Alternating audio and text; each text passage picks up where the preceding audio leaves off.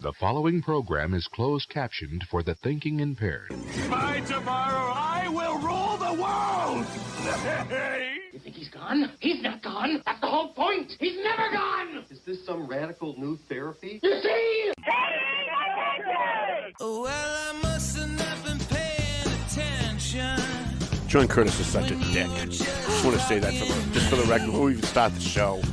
I was thrown off. I was not expecting that. Sorry.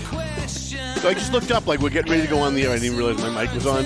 I look up, and my posted in live in 5 minutes the topics: Laurie Keagan of the Methuen School Committee, Ozzy Osbourne, Lawrence, and Methuen elections. There's one comment. It's John Curtis.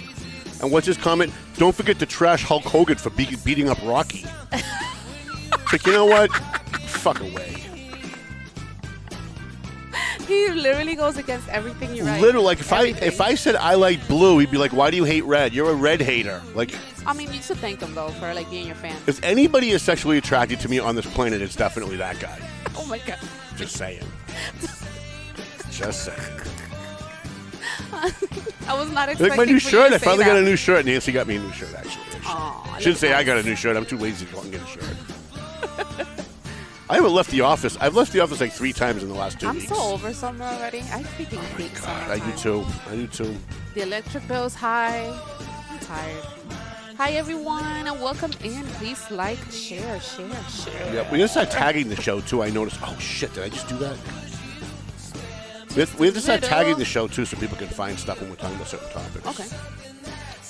All right, we'll find it. We got Baba Buzz coming up. Yes, we do. Full disclosure. You ready? Yeah. Everyone. Oh, you were the yellow car. I didn't hear you. Where the hell is the? I don't even see a camera anymore. Where is the camera? It's right here, right above Oh, there me. it is. Okay. All right. Oh, I don't. So I've lost it. I have no idea what to do with my Ozzy Osbourne. Try this. Think of there's a long intro. Right? I like the intro more than the outro. Sorry, I said it. You like the intro more than the outro? Yeah. I love the outro. I actually sing that in my car all the Well, time. I like because the intro we're starting, so, you know, brings joy. All right, what the fuck is it? Alejandro's here with us. Yep. You know what I did? I had him sit on your chair before you got here. Really? Yep. And he was so confused as to the background and then the real background. He was like, what? You know, I had this pulled up and ready. It was so easy to find. And now we're on the air and I can't find it. Things happen. It's a good story of my life, honest to God. All right, I guess we'll start the show. I'll try and find it as we go. Hopefully by the time we get to... Oh, there it is. How about that? All right. There you go. All right. Hi, how you guys doing? My name's Tom Duggan here at the Paying Attention Podcast. High atop the Golden Seal Apothecary, right across the street from the plush Valley Patriot offices on Main Street, North Andover. I think I'm a little higher. I think this is going to do a little bit better. All right. You feel comfortable, though? Well, I actually like being higher, but I don't like because I'm so fat now, I just don't want that on screen. I'm sorry. You know. All right. Thanks for coming, kids. Good night. That's the end of the show. That's it. It's the heat. It's I think all the over. heat messes with my brain. You know what? It's the humidity. I couldn't even get to TMF last night. I don't think since I've been in the hospital, I don't think I've missed 3 TMFs in a row. Really? In fact, prior to going to the hospital, I'd never missed TMF at all. Well, I don't blame you. Wow, look at that. Oh, that is so cool. My coffee cup is invisible. Stop. Some people think that we really are at the old studio. Even with this, they wouldn't have known until you said it out loud. People are so dumb. And we depend on that dumbness for this show here at the Paying Attention Podcast. Yes, we do. All right, so we got a bunch of things we want to get to. First, though, we haven't had an open show, which is what we call it when we don't have a guest. We haven't had an open show now for probably 3 or 4 weeks, and there's been a couple of things before we get to the big topics, which we are going to get to. Honest to God, we're going to talk about Ozzy, and you're all going to hate me by the end of the show, but that's fine. Let's see. Thank our sponsors. Oh, you're right. You are right. You are right. Okay, hold on. I have people texting me going, I can't find you. Yeah, we're on live. Right? Yes, we are. Can you use test that to be sure? Okay. I did. I'm all right. on it. Okay. All right. Very good. All right. Let's take our sponsors. Stadium Chiropractic, 4-star lighting, Terramar Mexican Grill. Now, here's the thing with Terramar Mexican Grill. They won the Taste of Lawrence. They won the Taste of Lawrence. We had 5 judges. I was one, so it was me and 4 others. There were, I think, 22 or 23 different restaurants that were represented at the Taste of Lawrence. We picked the top 4. We did actually the top 3. Then we do a couple of honorable mentions. Terramar Mexican Grill was the number 1 among all 5 of us. Like, we all disagreed on who number 2 and 3 should be, but we all agreed on Terramar. So next Monday, one of the things that we like to do, and we don't, by the way, we don't get any money for this. I don't try and pitch them for advertising. This is just something we try to do to help the local community. So because they won, they get a free ad in the Valley Patriot, which is on the front page this month, because we had no veteran this month. No, I think it was Quality that was on front. Oh, you're right. They're in the middle pages. No, you're right. So one of the things that we're doing, we're going to bring this back. We used to do it before COVID, and then we stopped. We're going to do what we call a flash mob lunch or a flash mob dinner, depending on what times we go. So next Monday, the 28th, if anybody wants to join us, we have, I think we pulled in our 15th person last night that's going to come. Really? I know nice. John Drew is coming. He's running for city council in Methuen. I know he's coming. By the way, nice kid. I mean, I'm surprised he wants to step into this swamp of politics because it just doesn't seem like it doesn't. What do you think politics is like for bad people? Like, or you like, what do you think, selfish people? Well, no, you know what it is? I think that when I see good people running for office, in my head I think how jaded and angry and corrupt they're going to be 5 years from now. And I always think, like, why, if you're a good person, why would you want to step into that arena? But who made them like that? Well, the people, the right, process, people suck. Yeah. Listen, that's my motto. It is. I need to get you a shirt that says that. So we're going to go next Monday night. If you want to come with us, so here's what we're going to do. We're all going to go to Terramar Mexican Grill. It's on South Broadway in Lawrence, where where Yokohama used to be. Okay. Right before Sacred Heart Church on the right-hand side if you're heading toward Andover. And we're all going to go. We're going to pay for our own dinner. I'm going to pay for our intern girl because she's coming. We pay for our own dinner. We're not all going to be able to sit together because there's going to be too many of us. But we're going to go in and we're going to take over the whole restaurant. Yeah, because it's not that right. large. We're going to go in and we're going to rate all the food. So whatever you order, if you want to come, whatever you order, we want you to take pictures, post it on Facebook, check in on Facebook so that they get the check-ins. Post it on the Merrimack Valley Eats pages if you can, and then rate them. Maybe you like the chalupa, but you didn't like the tacos. Maybe you like the burrito, but you didn't like the chalupa.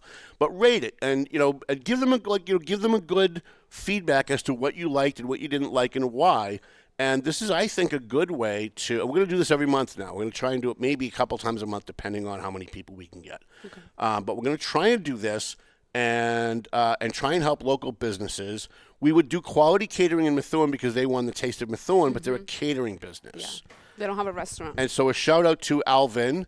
He's all right. A shout-out to Alvin Elkhorn over at Quality Catering and Yvette. Did you see how great Yvette looked? Yes. She came out. I used to be her son's teacher. Really? So, yeah. Really? She came out and she gave me a hug, and I was like walking on clouds for the next 3 days. I'm like, she hugged me. You also asked her if she was single. I didn't see the ring because she was wearing a glove, and I'm like, how do I in a nice, easy way, like find out without? And I was like, you know what? I'm just gonna ask.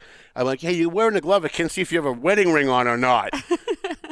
She's like, no, I don't. She's a sweetheart, and she cooks really good. She's so nice, and she's so beautiful. She's such a nice person. Yes, she is. I'm going to actually pull this up just a little bit because for some reason, just doesn't seem like. All right, do a little on-air production. All right, where else are we? So if you want to join us, please reach out. I'd like to know how many people are coming so I can let them know how many people are coming. We're doing it on a Monday because that's usually when restaurants have their slowest day, so we want to bring them some business. We're going to do a whole bunch of content that day. Yeah, we're going to do a bunch of stuff. We're all going to post on Facebook and do selfies. And what we really want to do is we really want to boost the publicity, the public profile of Terramar Mexican Restaurant. And then next month, we're gonna pick somewhere else. We're going to one of the second and third places too? Well, I want to try and get to all of them, right, from Taste of Methuen and Taste of Lawrence.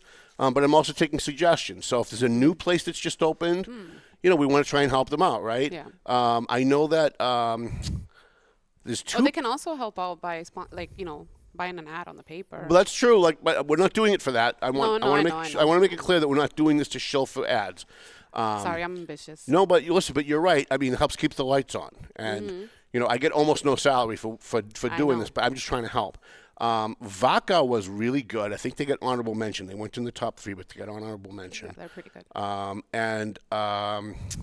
I'm trying to remember who came in third at Taste of Methuen. The second was George's Bakery. It's not a restaurant, so it's not like we can go there. But we're gonna try. We're gonna try and do that. We're gonna try and do as many local places. I know there's a few places in Haverhill that have been wanting to try, and I know that I went with Zaka from AFC Urgent Care over to that new Korean barbecue, Jason's Korean Barbecue. Yeah, by Dave Ryan. It's a little pricey though, and so I don't know if I want to do a flash mob dinner at Jason's, given her price. It's a little pricey. I'm not gonna say it's very expensive, but it's. For the people I want to go to places where the people that are following us that don't have a lot of money but want to participate can, right? So, anyways, it's also a good way to network. So, if anybody's interested, yeah, no, I think it's going to be fun. Listen, I had the Scott and Jennifer Mendez, and I had Tom and Lucy Fallon. Were my 4 judges at the Taste of Lawrence and the Taste of Methuen, and we had so much fun. Like, we all sat at the same table. We all went in our own different direction. We all tried different foods at different times, right? So nobody could compare notes and go, well, I like this, or I don't like this. And then, I don't want anyone to influence anybody else's vote. Are you going next year, and by the we way? scored where? To the Taste of Methuen? Oh, absolutely. Are you banned? Can they ban you from? Well, let's chat about that for a second. Yeah, we should. Just talk about it. I wanted to get through my list. Let me get through my list, and we'll come back to Taste of Methuen. All right. So we also Quality Catering, W3ON website, website design, Prime Insurance, the Doug Mercurio Law Office. If Doug is out there, we need to meet before the August edition because we really need his money. Enterprise Bank, soon to be Rockland Trust, God help us all. Pleasant Valley Landscaping Contractors, AFC Urgent Care, Clear Path for Veterans New England, JG's Ice Cream. Boy, if you're not going to JG's Ice Cream when it's like this, then shame on all of you. Tomo and Shaken Seafood. My brother Danny is going to be back from Florida next Tuesday. The first thing he said when he texted me, he said, I'm going to be up on Tuesday. I've got to fly in for something. Can we get to Tomo's before I leave? Absolutely. So I'm going to miss John Drew's fundraiser because my brother's going to be in town. But I'm going to try and meet him afterwards. EIS, Investigation and Gun Training. Marston & Son Construction, the sexiest woman alive. Jana Zanni Pesci, the Zanni Pesci Law Office. And by the way, thank you to Jana Zanni Pesci for bringing a Valley Patriot with her to Venice, Italy. I know. And doing pictures with the Valley Patriot. We have this thing, for those of you interested, the Valley Patriot around the world. And it started with my dentist, Dr. Gomer, who did a world tour with his wife. He took 6 months off.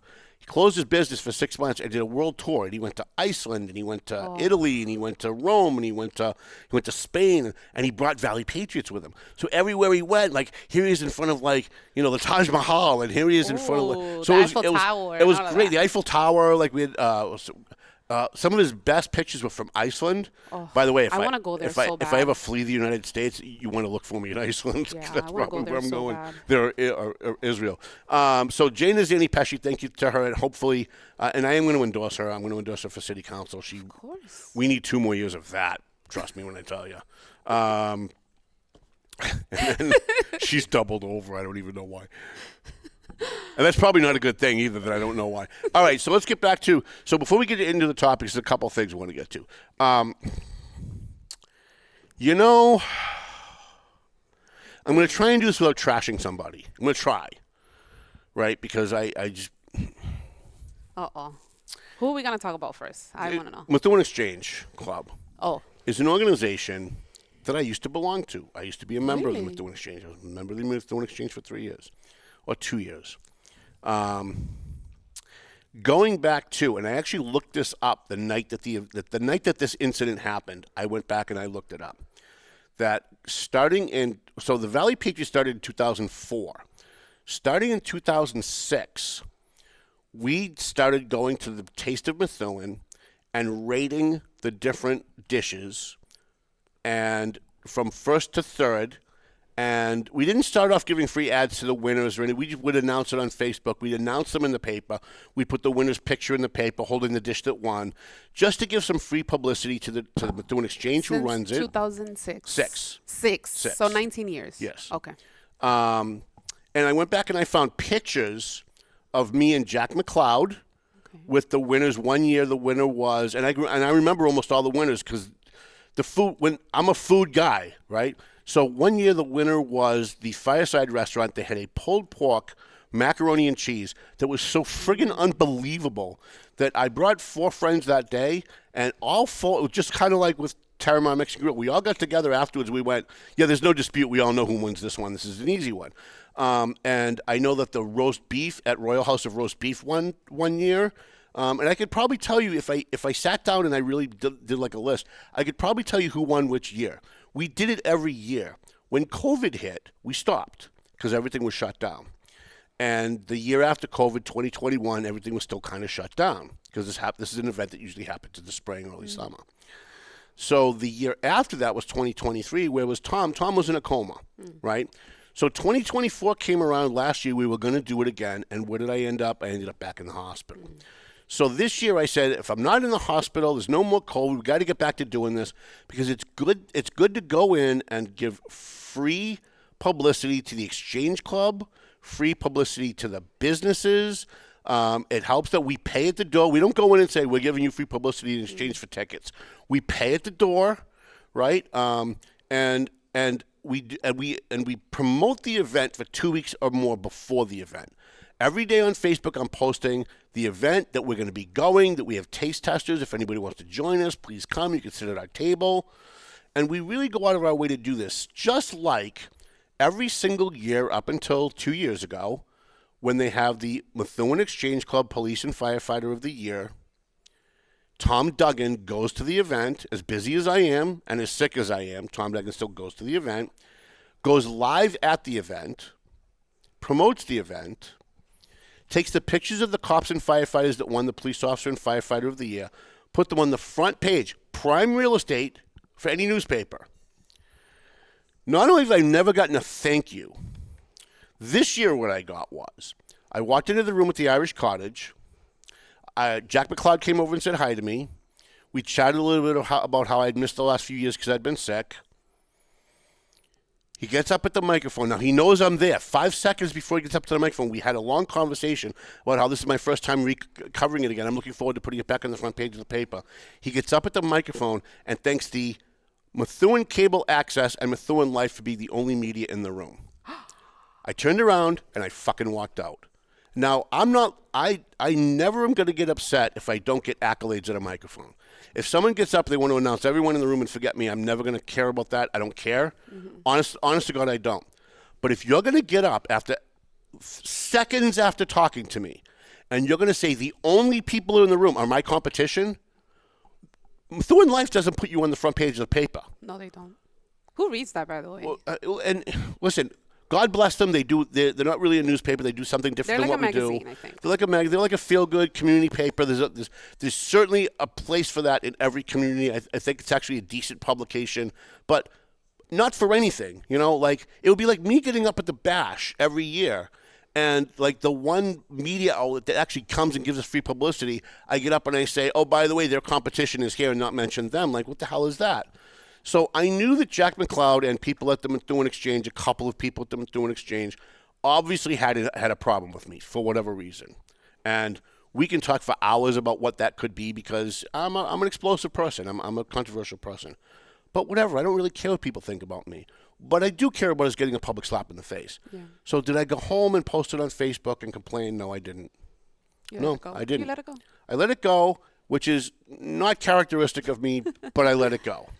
Because I really do like the work that the Methuen Exchange does. Yeah, and I also understand that sometimes people are in a bad mood and they do stupid things, and you want to give them, I give everybody a mulligan.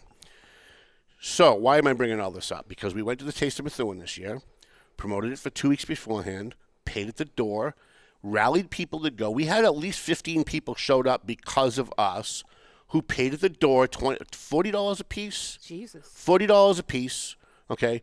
We went, we had a table. We were very clear about what we were doing. Everybody had a clipboard and a pen, and we walked around. We took pictures with people. I said hi to Jack McLeod. I said hi to the other guy, Jen's father. I said hi to people that were running the Taste of Methuen. It was very clear what we were doing. There was nobody that didn't know what we were doing. And at the end of the night, we took a picture. Quality Catering won. We took a picture with Quality Catering. We're thinking, you know what? This was a really good thing. We all came out. We had some fun. We raised some money for the Taste of Methuen. We raised some money for the Exchange Club. We met some great people. We gave some free publicity to some great local restaurants that cost us money to go to. And this is a great thing. So I go home, and I post the pictures of the winner, and we do a little write-up, and I get a phone call from somebody connected to but not part of the Methuen Exchange who said, boy, are they mad at you. What the hell are they mad at me for? He said, well, they said you didn't have their permission to be there to do that. I fucking need their permission to You don't do that. I need their permission to go to their public event and promote their public event for free. So I said, you know what? This person's breaking my balls. There's just no way that's possible. I was a member of the Methuen Exchange. I've done more for the Methuen Exchange than half the people that are on the board of the Methuen Exchange. And I've never asked for credit for it. I've never said, please praise me for it. But I surely don't want to slap in the face for it either. And I said, you know what? There's just no way that that's true. So I went about my day. I forgot about it. 3 days later, someone posted on the Methuen Community Sound-Off page saying how, and I know that this was someone who either was part of the Methuen Exchange or someone who was related to someone who runs the Methuen Exchange, because it was exactly what the person told me on the phone. And it was complaining that, how dare the Valley Patriot come to the Methuen Exchange? There is no such thing as the best of the Taste of Methuen.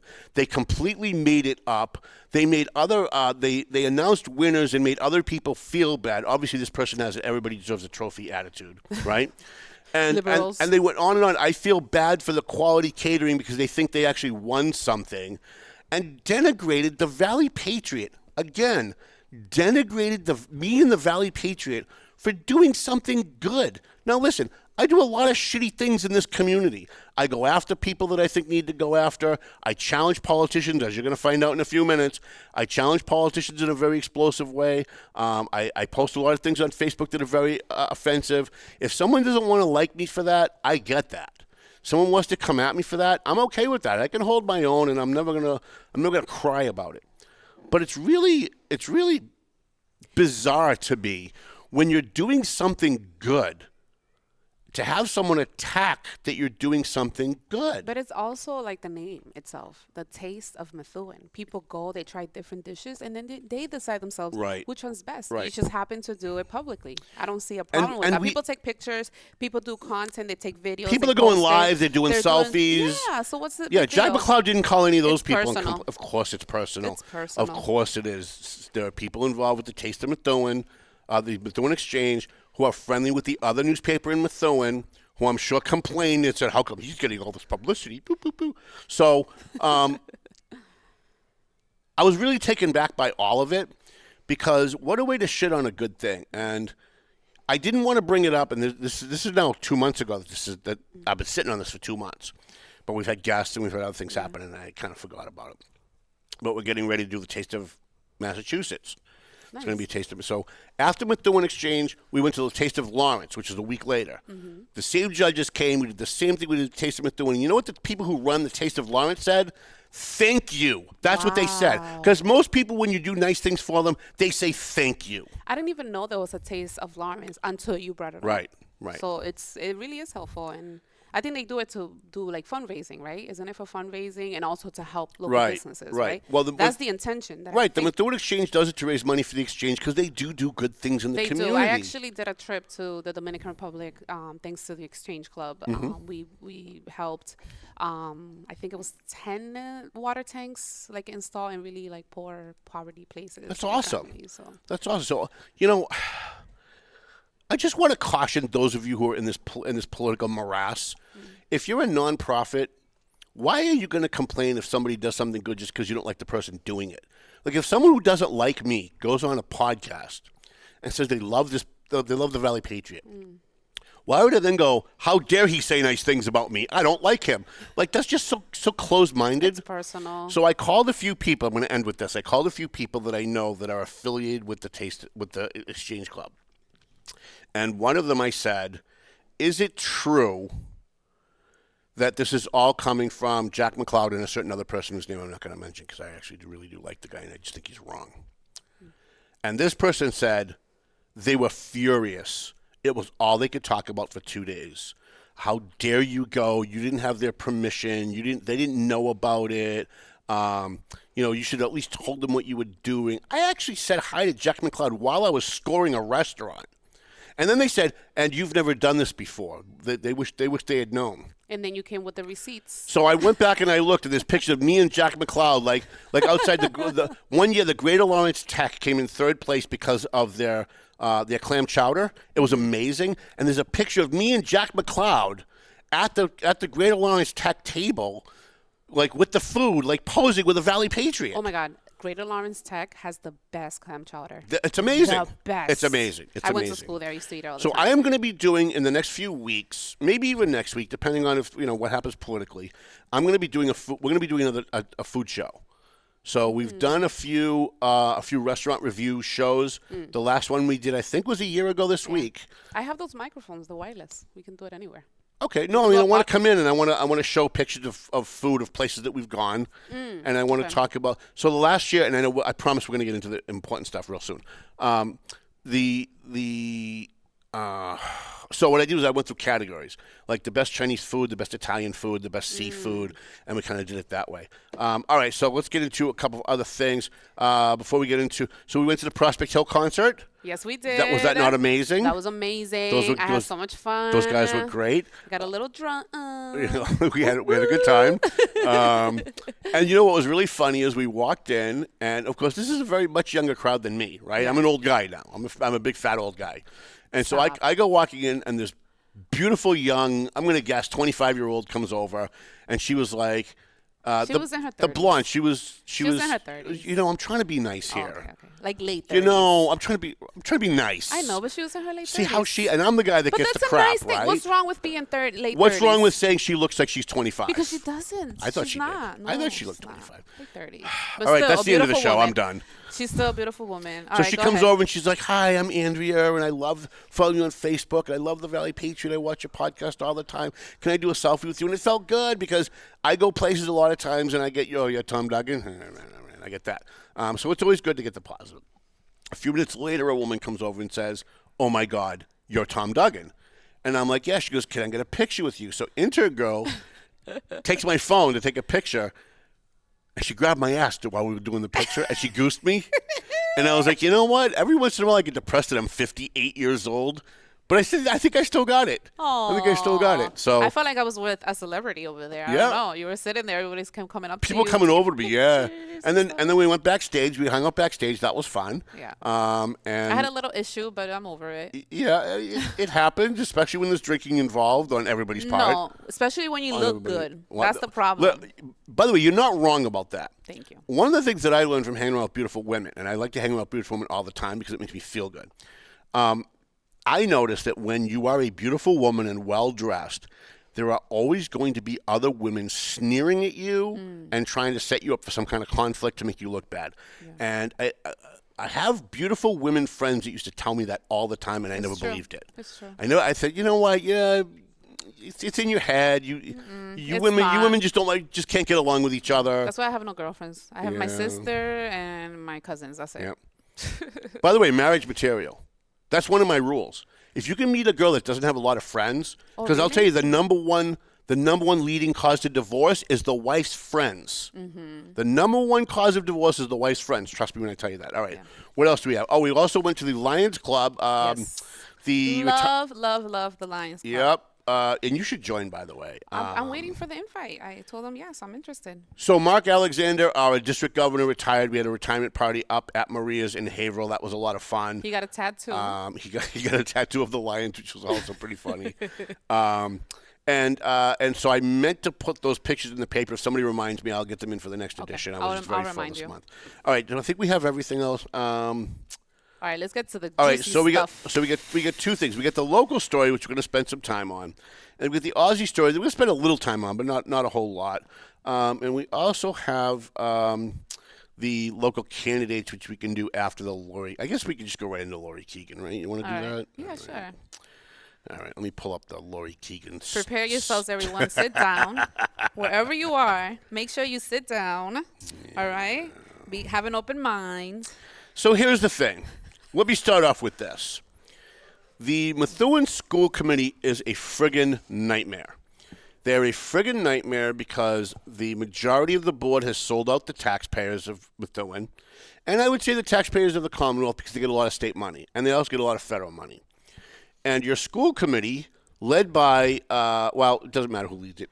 The school committee has looked the other way from a lot of corruption that's going on.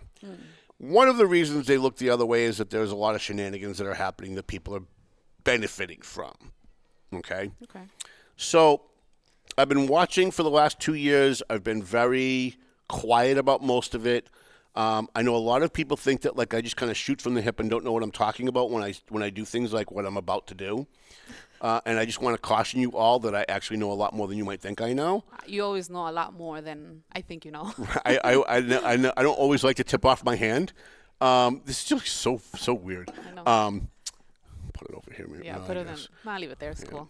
So I've been watching, and I watched what Laurie Keagan did. It's disgraceful what she did to Kristen Maxwell. And about a letter that Kristen Maxwell had done. It was in the Eagle Tribune. This was all designed because Kristen Maxwell asked questions of the superintendent and the administration in the Methuen schools that the superintendent and the administration don't want answered in public. They're fudging numbers. I'm going to tell you right out of the gate. They're fudging numbers. You can take my word for it. They're fudging numbers. And people are starting to speak out about it. And there's an audit going on of the Methuen school funding. And the school committee decided, now what would you think if this was your community? Let's say you don't live in Methuen, but you live somewhere else. And you found out that your school superintendent had an audit going on. Somebody was auditing your school superintendent's spending. And before the audit was over, the school committee rushed to give her a 3-year contract with a 1-year automatic extension. Didn't she not have the credentials for it? Is that the one? That was the one she replaced. That's the one. Okay, so she came up under Judy Scannell, which should set off a lot of red flags to begin with. Okay. And I'm never gonna blame this superintendent for what the last superintendent did. However, this superintendent did come up under the last superintendent and made her chops learning from the last superintendent how to do certain things. It's Brandy Kwan. She used to be my principal when I was at CGS. Really? Now, listen, in full disclosure, I don't know if she's a nice person or not. Everyone that I know that knows her she was very nice. says she's a really nice person. Hardworking, so when you're listening to this show in your car or you're watching it on Facebook or wherever it is that you're consuming this show, please refrain. Please try and stop yourself in your head from assigning a motive to why I say what I say.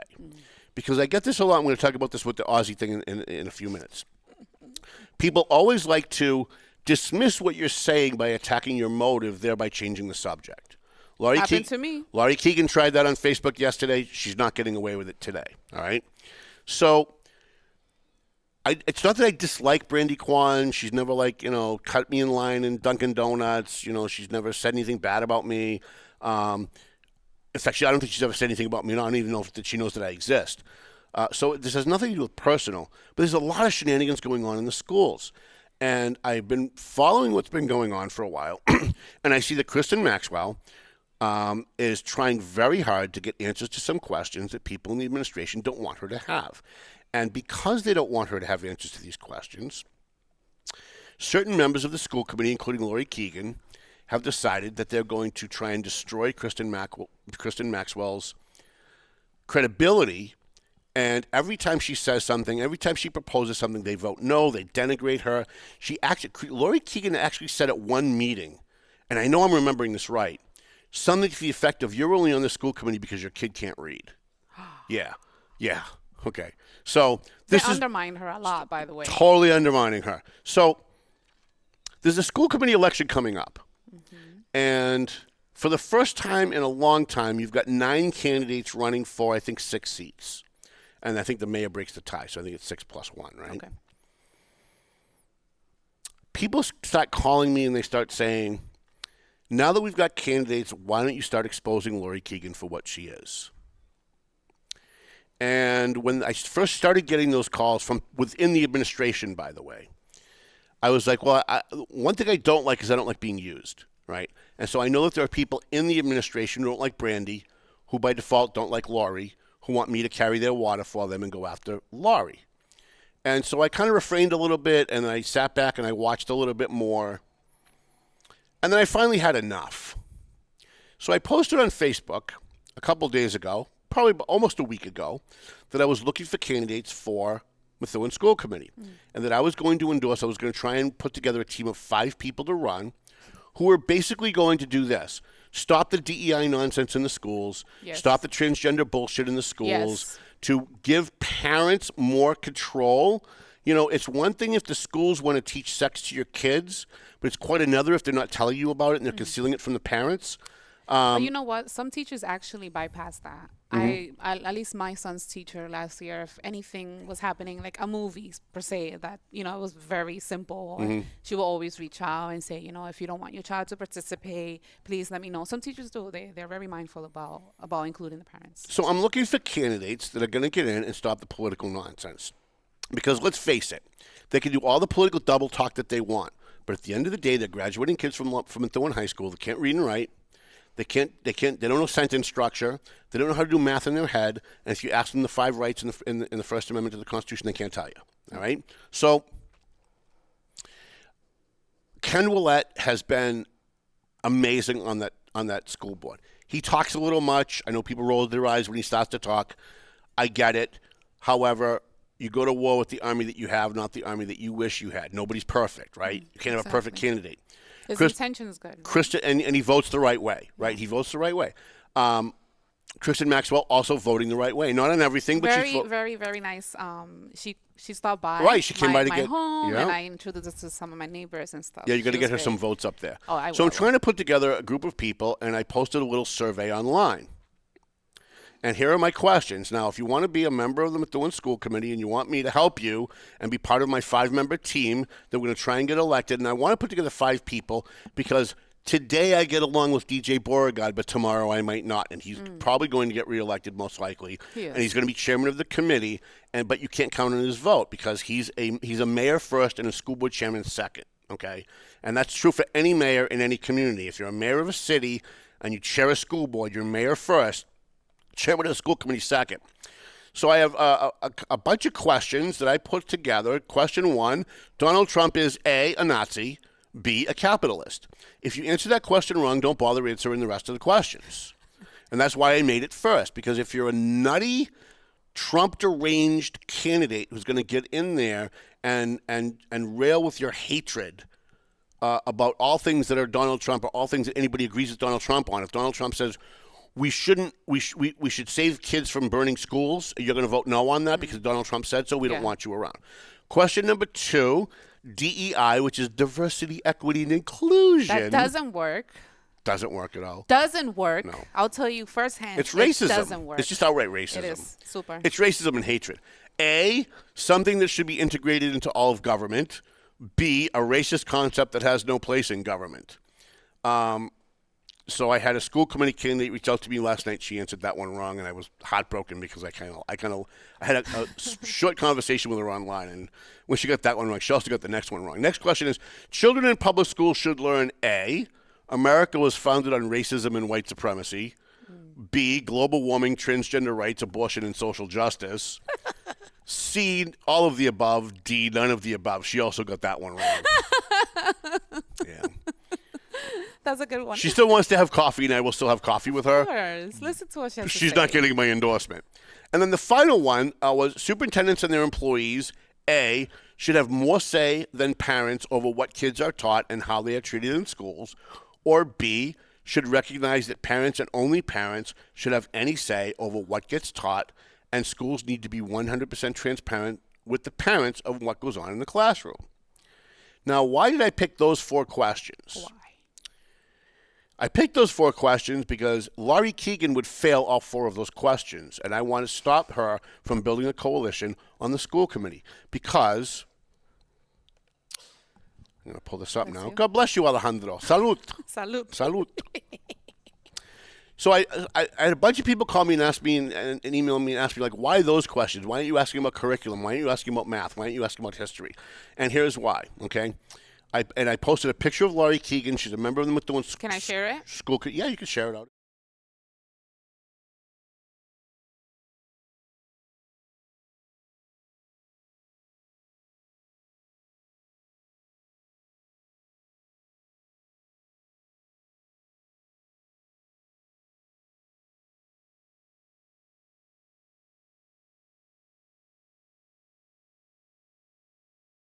And a lot of people did ask. Meet Laurie Keagan of the Methuen School Committee. She wants boys to be able to beat up girls.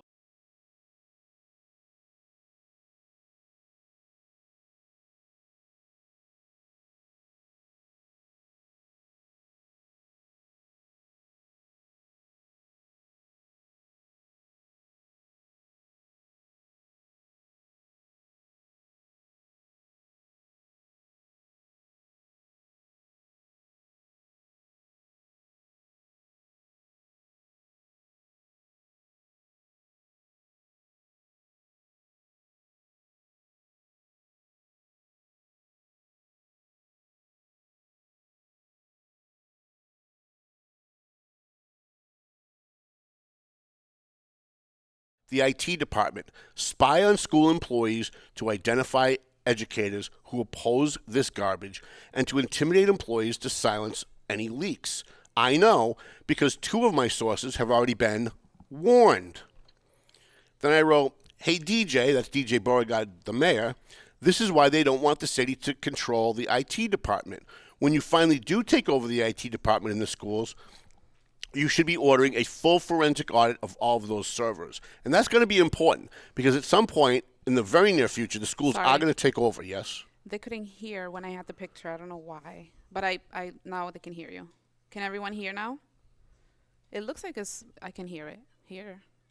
All right. Okay. Sorry about that, guys. Keagan also wants DEI, that's diversity, equity, and inclusion, in every school, and she wants young children exposed to pornography and sexual material in the schools. By the way, that's the only one she actually tried to dispute. She even had a cheerleading fundraiser shut down in the middle of a game that was a scholarship to raise scholarship money in the name of a Methuen cheerleader who passed away. By the way, I actually have proof of that. So for those of you who are sending me, for the cowards who are privately sending me messages saying that I'm lying about that, we actually have proof of that.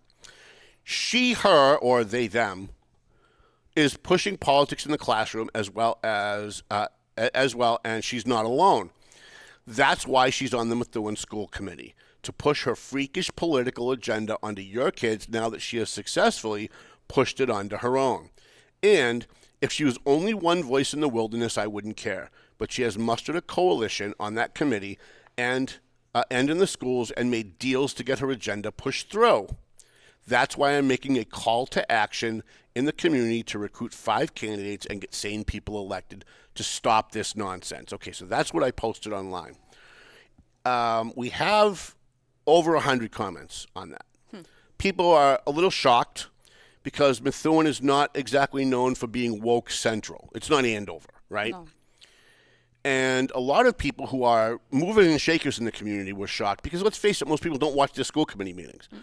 Quite frankly, I mean, I live in North Andover. It's hard for me to get through a Methuen School Committee meeting. I don't think I've ever watched. But it's a lot easier to get through a Methuen School Committee meeting than it is a Lawrence School Committee meeting, and that's another whole show in and of itself.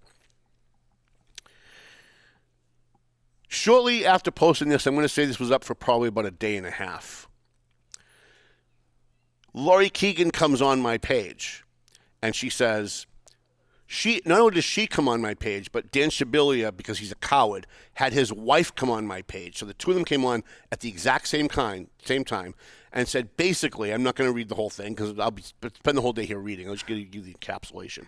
Basically came on and said, I can't believe anybody would believe any of the trash that you post on your page. I can't believe anybody listens to anything you say.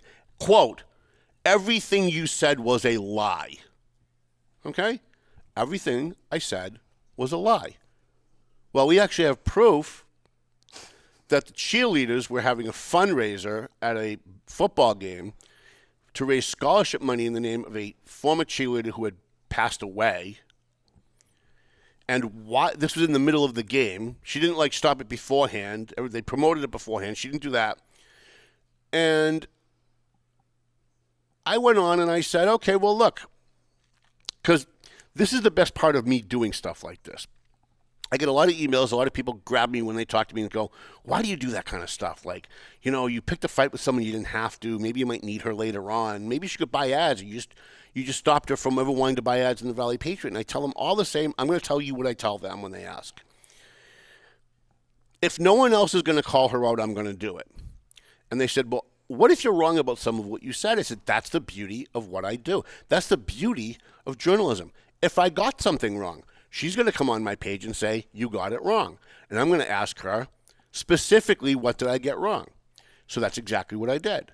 She came on my page and said it's all a lie. So I said, fine. If it's all a lie, does that mean to say that you're telling me right now in public, on the record, on Facebook, that you're against boys going into girls' bathrooms? Is that what you're saying? Are you telling me on the record that your stand is that you are against boys playing on girls' teams? She wouldn't do it. She wouldn't do it. Are you telling me that you're against puberty blockers for kids who are underage? Are you telling me that you don't believe that kids should get transgender surgeries who are underage? She couldn't do it. She never answered back, right? So she starts off with everything you said was a lie, because that's an abstract thing, right? So she could say, well, you use the word pornography, and I don't think that it's pornography to teach about, Jim has two daddies. So to me, that's not pornography when they talk about anal sex, because it's not pictures, it's just words. So she wanted to have a definition discussion about what pornography was. She called the Bible sexually explicit, which it's not. What? Apparently she's never read the Bible. And she tried to make the conversation about everything but what I said. So there were a few people defending her. I completely know Dan Shabilia's wife, because she's out of her element. She doesn't know what she's talking about. And She's just stick to what she does. She's mad. Dan's wife is mad because Dan's a coward, and he won't confront me personally because I'm not supporting Dan and I'm saying bad things about Dan during the campaign. So he doesn't have the balls to confront me, so he has his wife do it for him because he's a coward, right? Which, by the way, DJ Beauregard tried to tell you. So I put it right on her. And I even said, and this is very generous of me, right? I even said, Laurie Keagan, if you come on here right now and you say to me, Tom, you've got me all wrong. I'm not for boys going into girls' bathrooms. I'm not for boys being on girls' sports teams. I'm not for puberty blockers for kids that are underage.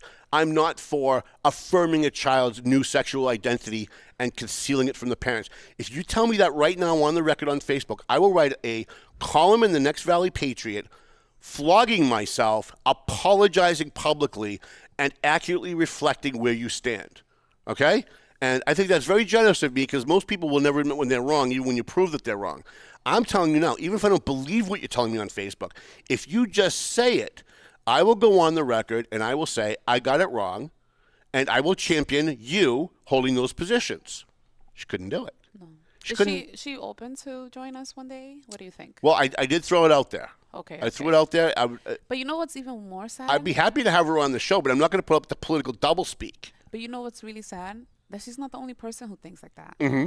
A lot of other people believe the same thing. There's another school board member who feels the same way. Why is it that they get to decide on our children that way? I don't want my son to have things behind my back that I don't know anything about. What the heck? And by the way, this is a fairly new phenomenon over the last 25 years. Prior to the last 20 years, it would be unthinkable as a parent to learn that teachers would be teaching anything to their kids and telling their kids, don't tell your parents. Okay?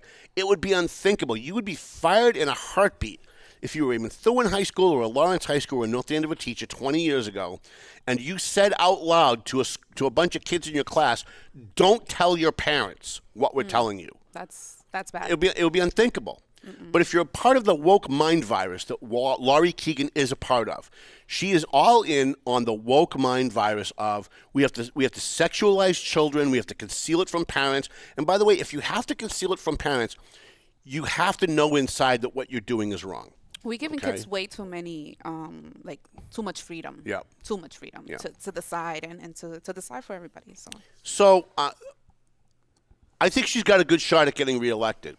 Because if you are part of the woke mind virus, if you are part of the destructive narrative for children, by the way, and you're doing it in the name of children, that's what's the most infuriating is they virtue signal that what they're doing is good. It's inclusive. It's equity. It's inclusion. It's diversity. They do it in the name of doing something morally pure while they're corrupting our children. And prior to me posting this online, I respected Laurie Keagan. I have mutual friends of Laurie Keagan. She may not know this, but we do. John Drew's a very good friend of mine. I have a lot of other friends who speak highly of her as a person.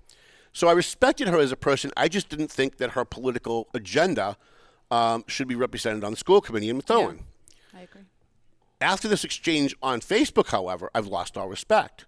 Had she come on Facebook and said, as many others in the past have, had she come on my Facebook page and said, you know what, Tom, that is where I stand. And if you'd like me to come on your show or go out and have a coffee and discuss that this is why I feel the way that I do, maybe I'll even be able to change your mind on some of this stuff. Had she said that, I would have been fine. I would have been fine. Instead, what she said was, you don't know anything about me. You've never even had a conversation with me. And then she started with 37 paragraphs of distractions. And friends of hers came on the page and said, you know, you're being a little harsh with her. You agree. She put out there that she'd be happy to meet with you when you declined. I didn't decline. But before I meet with you now that you've lied, before I meet with you privately, where you can tell me something you can deny in public later on, I want you on the record, on Facebook, to say yes or no, you believe boys should be able to go into girls' bathrooms. Yes or no, you believe boys should be able to be on girls' sports teams. And if you want, and by the way, I don't even care what your answer is. Okay? That's the thing that when I go down this road with anybody, whether it's Laurie Keagan or somebody else, people always want to impugn your motives. Well, you just don't like her because she doesn't agree with your politics. No, I actually didn't dislike her at all. I just thought she had the wrong view. But then when she lied about it, then I started to dislike her. And so I have thrown out Jilly Guzman, who's one of my followers and also I think friendly with Laurie, has tried to mediate this. I think she's done a pretty good job and has asked me if I would be willing to meet with her. I said yes. But first she has to answer the questions. She has to answer the questions because you're an elected official. You work for the public. You work for me. And don't tell me, well, you're not a Methuen resident. I don't work for you. Yeah, but you pay state taxes. State taxes and federal taxes all go into the Methuen schools. Yes. And when you were $4 million in the red, where did that money come from? It came from me in North Andover. My tax money went to subsidize But that. I really don't know what you did that was so wrong. You only listed everything that she actually voted for. Right. You only listed everything she believes in. Right. So when she saw it all together, she just felt like She offended felt like, or something? Yeah, she felt like she was under attack, and she or, was. No, she wasn't under attack. Or she read all of that, and she probably said, oh, my God, is that really me? And maybe that's what Maybe. Well, it happens, right? It happens. Like, wait a minute. Am I really voting for all of this? Like, Right. is this really me? Yeah. Yes, it's you, honey. Yeah. But besides that, I want to give a shout out to Randy Carter, who's live watching. June Fisher. We have other We need an update on your veteran, Randy. Yeah. If you can give it a intern, girl, we can talk about it on the air in a few minutes. And we have Alejandro Baez. Alejandro. Oh, listen, I had lunch with Alejandro. Have you met him yet? Well, yeah, I met him at Gregory de Rosario's fundraising. Gregory de Rosario. Say that again? Gregory del Rosario. Yeah, now you're turning me on, baby. Yeah, baby. I can't even drink this. Look how silly that looks. We're having a little too much fun. I have a today, green guys. cup, so it's melding with the green screen behind me. Alejandro Baez is one of my school committee candidates in Methuen. I met with him at Salvatore's yesterday, the day before. All my days mix up because I sleep very late. We went to Salvatore's for lunch. We were there for 3 hours. Smart kid, nice kid, very well grounded. Has a tragic story in his background that he has overcome that I think makes him someone that Methuen voters, I think, can really relate to. My fear is that because he's young, it's going to be hard for some of the older voters to want to give him a shot. But there are 9 candidates, and I can tell you one of what's hopefully will be my 5 candidates will be Alejandro Baez. He's a smart kid. He's a nice kid, and he answered all the questions the right way. We had to finagle the DEI question a little bit because, well, the problem is that a lot of people don't really know what DEI is because there is no actual real definition. There isn't. So you kind of have to go by what has been implemented. And one of the things that we did not talk about that we probably should have that I thought about afterwards was, we talked about what gets taught in the classroom, but most of the destruction of DEI, most of the destructive policies of DEI really has more to do with who they hire. So if you have a choice between a white guy that's more qualified than, a black guy or a Latino guy, DEI says give it to the black or Latino guy because of historical oppression and 400 years of slavery and systemic racism and white supremacy and all these abstract things that nobody can prove it doesn't actually mean anything. And by the way, doesn't change the bottom line for results for students in the classroom. So I don't know about that. I believed in DI because to me it was more like getting rid of like the legacy thing of like I'm gonna hire somebody from my family or someone that it's that's related to me or someone that looks like me because we have the same background or that sort of thing. I wouldn't say so much about putting people in positions that they don't deserve because that's not true. But at the same time, the people pushing DEI are the ones saying, you should vote for me because I'm Latino, and you should vote for someone who looks like you. No. Tram Wen in Andover made that part of her campaign. And by the way, so did the guy that ran against Laurie Keagan for governor, Dan Coe. And who's our friend in the governor's council? Our friend in the governor's council, Marie. Eunice. You're talking about Eunice. Yeah, I don't consider her my friend. Okay. Sorry. She's a nice person, but like we don't hang out. Yeah. We don't hang out. Yeah, congratulations on the baby. Honest to God, her husband's the nicest guy. I love Jake. So, anyways, this thing with Laurie Keagan, it is going to escalate. I promise you that. It's not going away. I'm going to be writing a story for the next paper and probably the next one after that. Okay. I think if people who agree with her on these issues want to vote for her because I'm highlighting this is where she stands, I'm okay with that. Yeah. Maybe they believe in it. That's why I told you. A lot of people do believe in all that. Yep, absolutely. Ridiculousness. So my goal, whenever I do this, is to educate the voters. I don't think it's right if you hold a belief and you try to play both sides. I don't think it's right when you're going to be an elected official or a candidate and you're going to try and hold a very controversial position but try and play both sides and pretend that that's not what you're doing. And so when she came on my page and said, that's a lie, everything you just said was a lie. And then when I followed up with, so then that means you don't believe boys should be on girls' sports teams, she couldn't just say yes. And the fact that she couldn't just say yes means that she's being deceitful. And I don't want deceitful people in elected office, period. I don't want to. Listen, we tolerate so much from our elected officials when it comes to lying and deceit and double talk. You'll notice when I've had candidates here and I ask them a question and they'll give you, rather than just give you a yes or no so you know where they stand, they'll give this, well, some people think yes, but some people think no. Oh, I got to look into it. We're going to look into it. We're going to study that. We're on it. You're giving them context. Right. You're asking them the question and they still can't answer directly. Right. And so when that happens, it's kind of like, I'm kind of sick of it. And I think the public is sick of it. It's one of the reasons why Donald Trump got elected, because when people asked him a question, he wasn't worried about what people were going to think about how bombastic his answer was. He just said, yeah, let's deport them all. Now, you can like that or not like that, but at least he was honest. Like, he told you what he was going to do. That's why he won. And that's why he won. And not because people so much agreed with everything he said. It was that people are so conditioned to be lied to, and people expect the lie when they ask a question, that when a guy just comes along and goes, oh, yeah, we're definitely going to do that. We're definitely building a wall. We're definitely deporting every illegal alien that's here illegally. We're going to go after every single one of them. And whether you agree with that or you don't, there's a lot of people out there that are so refreshed by the fact that he was being honest about what he really was going to do. Because let's face it, Barack Obama told you, if you like your doctor, you can keep your doctor. Period. That's a story for another day, though. Right? Barack Obama. Right, absolutely. If you like your plan, you can keep your plan. Period. So he looked you in the eye and said, period. Oh, my God, you sound just like him. Thank you very much. I'm practicing Randy that has given us an update. He Yes. said he's still in the emergency room. Disgraceful. It is disgraceful. Pavel Payano, I hope you're listening. I know he's working on that, but we need to. Do you want to talk about a little bit about the ICE incident that happened with the 2 Dominican illegal immigrants? Not much to say. I saw the video. We posted the video. Yeah. They're from Massachusetts. They've got warrants, of course.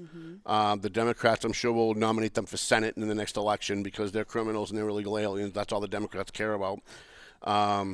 They shot a border security officer, which is different than a border patrol officer. Yeah.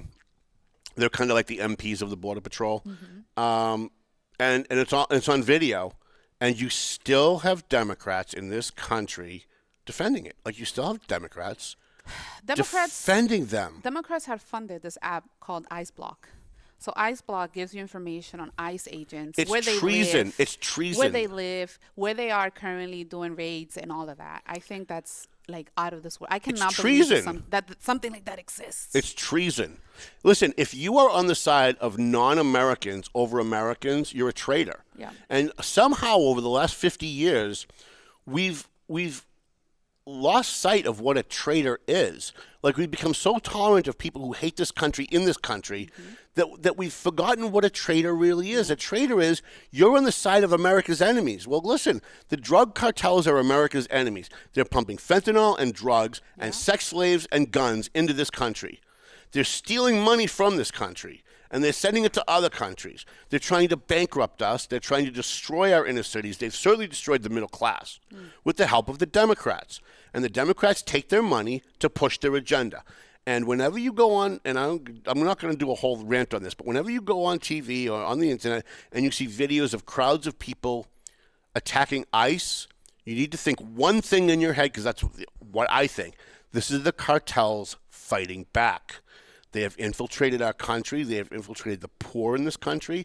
Most of the drug gangs in this country are working for the cartels, whether directly or indirectly. We have biker gangs in the Merrimack Valley that are laundering money for the drug gangs, and the drug gangs are actually an arm of the drug cartels. They're all working together now, all of them. And so you're either on America's side or you're not. And if you're not, you're a friggin' traitor. And all these Democrats that get up there and they want to defend these illegal aliens, they want to do everything they can to slow down the deportation. They cry about due process for Abrego Garcia, who's a murderer and a member of MS-13. No, he's a family man from Maryland. He's a family man, yeah. What are you talking about? But if you're sitting there saying, no, he's a family man, then you're the traitor. Like wake up. Wake yourself up. Regardless you're of the who traitor. He was here illegally. No matter what, illegal immigrants have to go. You got to go home. Goodbye. See you later. Listen, I'm going to say this again because the left still doesn't get it. You took a guy like me who was perfectly okay with letting illegal aliens who'd been here like 10 or 15 years and not causing trouble, right? I was happy with giving them a path to residency, not citizenship. Yeah. So they could stay and they could work, give them a work number, give them a social security number, or whatever, however you want to work that out, give them a green card. That makes sense, yeah. Let them stay. But the minute they beat their wife, they got to go home. The minute they drunk drive, they got to go home. The minute they beat their kid, they got to go home. The minute they rob a bank or a bodega, they got to go home. And that used to be my position until the Democrats started defending the drug cartels in the open. They're not even hiding it anymore. And so now you took a guy like me who was willing to negotiate with you on letting the majority of the people who are here illegally, who are good people, to stay, and you've now changed my mind and made me all the way to the far right to say, I'm sorry, but if you're here illegally, you got to go home. You've got to go home, and if you want to come back and you want to apply for citizenship, I'm all for making it easier for you to come legally. I'm all for it. Right now, there's a 10-year waiting list. I'm all for cutting it in half. I've waited 7 years to come. Right? 7 years. And even, that gentleman that you're talking about from Maryland, he had issues. He is a wife beater. That's why he got in trouble. And he's a murderer. And she got, I saw her petition for a restraining order. I saw everything she wrote. That's the reason. You got to go home. And she has since rescinded it. But why did she rescind it? She rescinded it because the drug cartels threatened her. No, it's a cultural thing. Latin women will put up with anything. I'm serious. We're supposed to stay. If I said that, I'd be a racist. Yeah, but we're supposed to stay. Culturally, generally, we're supposed to stay and put up with unfaithfulness and beat up and all of that. Yeah, I also think the cartels threatened her. Oh, okay. Okay. I mean, I just, allegedly. I just do. But, and then the Democrats come on my Facebook page, or they'll say to me in person, where's your proof? You need proof. Listen, I'm not in a friggin' court of law. I don't need proof. I'm smart enough to know that if you're a member of MS-13, that to get into MS-13, you have to kill someone to get in. Yeah. That if you are a member of MS-13, that you're a murderer. I don't need to be able to show you videotape of the guy killing someone. Now, maybe you're so morally confused that you need that before you can make that decision because you default to the illegal aliens over Americans because you're a traitor. Maybe you need that. John Curtis, Carl Burridge, all the people on my Facebook page. Maybe you guys need that. I don't need that. I don't need that. And please, by the way, here's another thing that I'd love to spend a whole day on someday. The people that come on my page and say, where's your evidence? Okay? Listen, this isn't a civil trial in front of a jury. I'm not a lawyer. And I know that you think that everything in the world is law and order because you watch way too much TV, but that's not what Facebook is. It's not. I said to someone last night who came on with that, where's your proof? Where's your evidence? Oh, you need proof. I said, in your hand, you're holding a device that gives you access to an internet network with every single piece of information that we've been able to compile since the history of man. Yep. And you're on my Facebook page asking me for documents. And not only that. Like, does that make any sense? It's gotten easier. If you download the chat GPT application, right. you can ask questions. Right. She looks up, or he, whatever, the machine looks up like information, So is it gives you resources. All that information, you can look it up yourself. So is it really that hard for the Democrats who come on my page? Where's your proof? Where's your evidence? Oh, we can't believe anything unless we have documents signed by the government. The Antichrist. But is it so hard for you to go on Facebook and search and find out that in order to get into MS-13, you have to kill someone? That's one of the initiations to get into MS-13. Is it really that hard to go online and find out that the marijuana leaf on his knuckle represented the M, and the skull represented an S, and the cross represented the 1, and I forget what the other one was for the 3. But like you need me to go do your research for you. And even, by the way, and here's the most infuriating part of all this, if you follow me on Facebook, is that if I were to take an hour out of my busy day, which is, I promise you, way more busy than the people who cry about this stuff. If I were to take an hour to go and get that research for you and to post it online, they still wouldn't believe it. So why would I waste one friggin' minute of my life to go try and prove to someone something that they don't want to believe, so they won't believe no matter what you say? They'll attack the source. They'll say it's not true. Well, we have MoveOn.org says that's not true. So why would I spend even 1 minute trying to convince you? And by the way, I'm not here. I said this to John Curtis last night. I don't do this show, I don't do my newspaper, and I don't go on Facebook to convince anyone of anything. I literally have no interest in changing anyone's mind.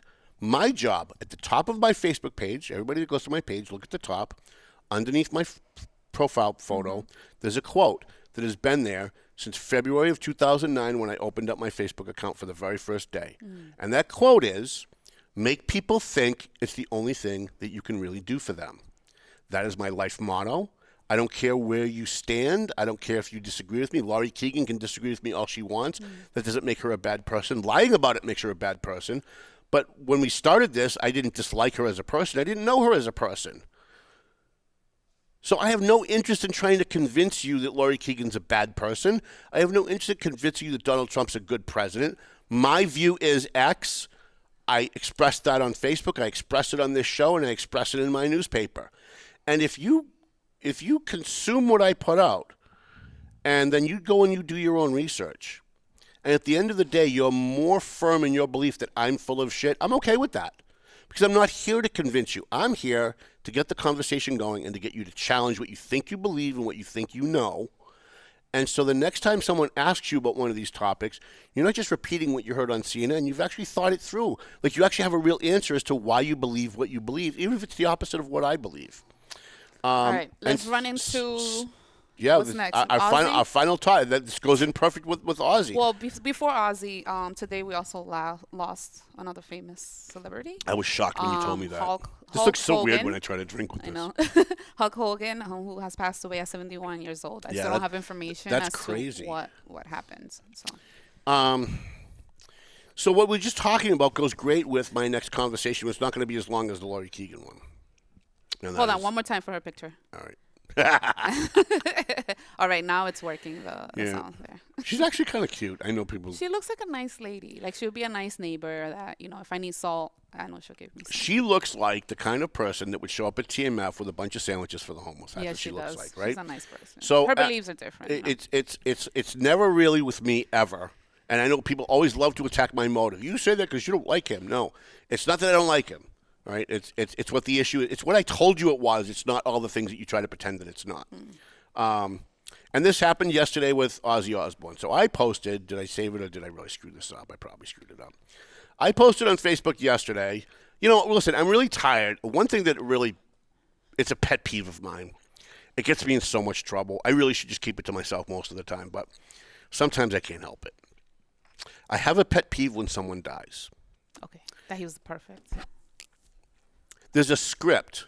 We live in a matrix. And if you don't believe me that we live in a matrix, by the end of this conversation, you're going to be completely convinced. I agree. We live in a matrix where if you don't at least say out loud what the matrix demands that you say, you're a bad person. And you will have your motive attacked. You will have your integrity attacked. You will have your business attacked. You will have yourself attacked. I have a pet peeve. One of my pet peeves is whenever somebody dies, there's a script that everybody has to follow. And this is the script. And by the way, you may not believe this when I first say it, but watch Channel 7 or Channel 5 or Channel 4 News or Fox 25 in Boston on any given night for a week. And by the end of that week, you're going to know exactly what I'm talking about. And it's this. Someone dies. Doesn't matter who it was. The local criminal in your neighborhood dies. He dies of a car accident. And they interview the neighbor, and it's, everyone loved him. He brought a smile to everyone's face. He lit up every room he walked into. He never had a bad word to say about anyone. He was perfect. So whenever someone dies, we have a script that we've been conditioned in the Matrix to say, and you are required to fucking say it. You are required to say it because if you don't, you're a bad person. It doesn't matter who it is. When Prince died, I liked Prince. I think Prince made a huge contribution not just to music, but exposing the corruption of the music industry. But when he died, it was everyone loved him. He brought a smile to everyone's face. It's almost like robotic, right? Beep, he brought a smile to everyone's face. Beep, he lit up every room that he walked into. Beep, he never had a bad word to say about anyone. And I was just like, you know what? When I die, and I've said this before, I'm going to say it again, I don't want that. Please don't say I lit up every room I walked into, because I didn't. Please don't say everyone loved me, because we all know they don't. Okay? What I want is just be honest. And my friend Nancy always says, well, what do you want people to say? You know, what I would want someone to say is something individual to that person that they don't say about everybody else. Right? Because that's a disrespect to the person who's dead. You just treat him like everybody else who just died. You read the same script and everybody moves on like he was never here. I would want someone to say, you know what, he could be an asshole at times, but he really helped people who were hungry. He really helped kids that needed to go to school. That's what I would want. You know, there were times when he was a total asshole and he was unreasonable and he was hard to deal with. Yeah. But you know what? He had good points too. I want you to point out my good points and my bad points, because that's what people are. They're good and they're bad. On any given day, they can be both. You can start off your day having a good day and end with a bad day. And the people that you interacted with at the beginning of the day walked away going, wow, that guy's a really nice guy. But the people that dealt with you when you got fed up at the end of the day and you were in Dunkin' Donuts yelling at somebody because you got your coffee wrong, you're like, wow, what a raving fucking asshole that guy is, right? Am I wrong about this, people? Maybe a little. What? Talk to me. Well, I think that, you know, when someone passes away, it's good to remember them for the good things, right? It's not so much about bringing up all the negative stuff. You know, when someone passes away, we got to be a little respectful. That person cannot come back and defend themselves from everything that you're saying. But tailor it to that person. Don't just give this abstract everyone loved him. Be like, well, you know, he did this. He was a member of the Lawrence Exchange Club. Yeah, and he helped kids raise money for scholarships. Why disrespect the memory of someone? They're not here anymore. Nobody's perfect, and I think just say that, like, remembering them for the good things. You want to reflect what the person did for the community or for their family or some of the things that they did. But if you give this abstract, memorized script that everyone loved him, he brought a smile to everyone's face, he lit up every room, it's almost a disrespect to that person. So Ozzy Osbourne dies. And I'm watching the Prince of Darkness. I'm watching on Facebook all of the scripts. And everybody's saying how wonderful he was. He lit up every room he walked into. Beep. He never had a bad word to say about anybody. Beep. And I'm watching this and I'm getting more and more infuriated. I'm getting more and more infuriated. And again, I recognize that it's an irrational pet peeve, but it's an irrational pet peeve. And it is. But I can't help it. And sometimes we just can't help ourselves. And I'm watching this, and I'm watching how he was so wonderful and all the things he did for the world. And I'm thinking, when I was at the Voc School, my freshman and sophomore year, so 81 and 82, I was at the vocational school. I was a student. I know. I wasn't born. Your mom probably wasn't born, right? Yeah, she was. All right. I remember kids getting thrown out of school because they were listening to Ozzy's music, and Ozzy was their hero, and they were smoking weed, and they were doing other drugs, and they were skipping classes, and they were caught down by the shop when they were supposed to be in class, or they were supposed to be in shop, and they were over by the doors. We call them the doors at the end of the Vogue now, but where the parking lot is. And they were thrown out of school, or they were suspended, and they had problems, and they had serious problems with their lives, and they dabbled in devil worship. And we can make excuses for that, as every single one of the 250 people who commented on my page yesterday. But I sat there and I thought about all of the people, all of the kids that Ozzy Osbourne influenced in a very negative way, and now everybody's kissing his freaking ass. And it just pissed me off. So I posted on Facebook, marked safe from mourning the death of a man who worshipped Satan and influenced generations to embrace and promote evil. And I should have added, and take drugs. Well, we are now at 216 comments as I look at it. Not one person, not one, has agreed with me.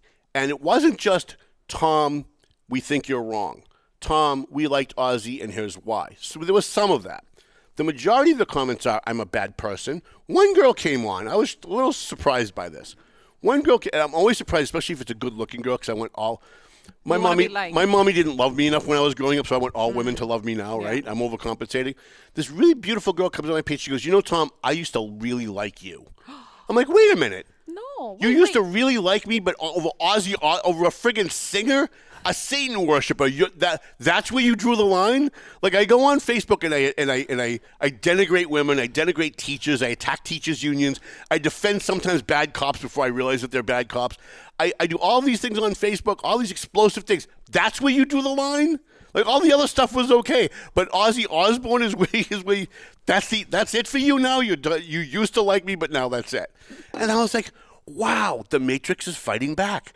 If you're not, you are required and this is, by the way, one of the reasons why the Democrat Party is so successful at propaganda, because they paint themselves as the purveyors of the poor. They're the ones who really care, and if you don't agree with, if their solution is to spend $1 billion more on a program, even though it doesn't work, but they say they're doing the program because it's going to help the poor, and you say, hey, wait a minute, it's not really helping the poor. Well, why do you hate poor people? Like, they've been very good at creating a social environment where they're the good guys and they're good people based on what they believe. And so if you don't agree with them, you're not just someone who has a different view of how to fix the problem. You're a bad person. And so I got a lot of this on this Ozzy thing. I wouldn't really compare it to a political point of view. I think this Ozzy thing. It's really about how you honor death and how you see it. Well, I think the matrix that we're living in now was created by and is being stoked by a left-wing ideology, whereby you don't care about people if you want to deport illegal aliens. And they do these stories about this poor man who has 3 children at home, and he wants to donate his kidney to a dying nun, and they're going to deport him, right? And they do that so that because they want to denigrate the people who believe that illegal aliens should be deported. And they want to paint themselves as the good people, the compassionate people. They want to emotionally manipulate you so that you follow the script. And that's where this all comes full circle. It's all about the matrix and following the script. So Tom Duggan goes on Facebook while everybody is kissing Ozzy Osbourne's ass and saying how wonderful he was, and he lit up every room he walked into. And I said what I said. And it has now touched off in less than 24 hours. 22 hours ago, 22 hours later, 216, and if I refresh, I bet that's going to be a higher number. And not one person agrees with me. And that's okay, but the vast majority of those people are, there's something wrong with you, and questioning my motive and attacking my integrity, not, hey, Tom, and again, there were some people that said, Tom, you're just wrong. Ozzy was a good guy, and at the end of his life, he donated money to charity, to which I say, I understand that that's your position, but he was also married for a long time, had a beautiful family, respected his cheated on his family, treated his family like crap. By his own admission, in his own book, he said it, treated his family like crap. All men cheat. No, that's not true. Yes, Tom Duggan has never cheated. I've never had to cheat. Really? Never. Oh, nice. Even when I was with Paula for 11 years, we had this conversation off the air. I had a extremely beautiful, very famous woman throw herself at me. And she was like, if you leave Paula right now, like, the two of us could have a great relationship. And boy, I'll tell you, I regret that every goddamn day of my life.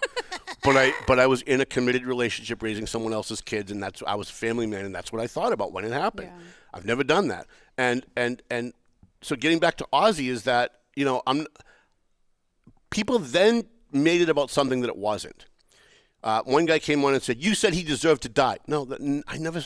I said one thing, that I'm not gonna mourn the death of someone who promoted Satanism and drugs. And there were a lot of people who came on, like the John Curtises of the world, although he didn't do it on this thread, with the "Where's your evidence? Where's your proof?" Listen, again, you're holding a device while you're making this comment that gives you access to all this information. And he sang a song called "Flying High Again," which a lot of kids got high to when I was at the Vogue.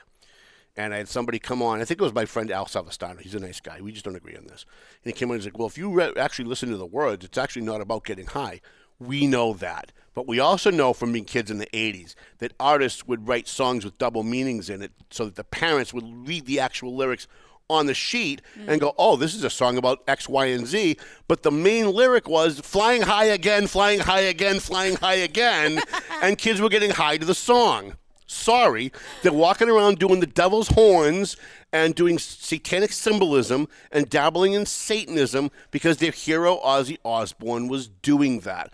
So does it really matter that at the end of his life he realized, "Oh my God, I'm at the end of my life. I really need to get with God now because it's almost over," right? I mean, does it matter that 10 minutes before he died he found God? I don't really think that matters. That's between him and God. What I'm concerned about is we're so easy to dismiss someone who had a very serious detrimental contribution to young people's lives and the directions of young people's lives. And I don't think we should be dismissing that. So a guy comes on my page and he goes, "Well, you're a right-wing Christian crazy." Newsflash, I'm a Jew. I'm not coming from a right-wing Christian perspective. I'm a Jew. I converted to Judaism in the year 2000. We've talked about that. We did a whole show on it. I have a very different philosophy than most Christians do, although I also think that there's a lot to Christianity and what Christians believe. However, why did you just make that about religion? Why can't we just stick to what it's really about? And that is a guy that influenced people, young kids, to embrace Satanism and take drugs.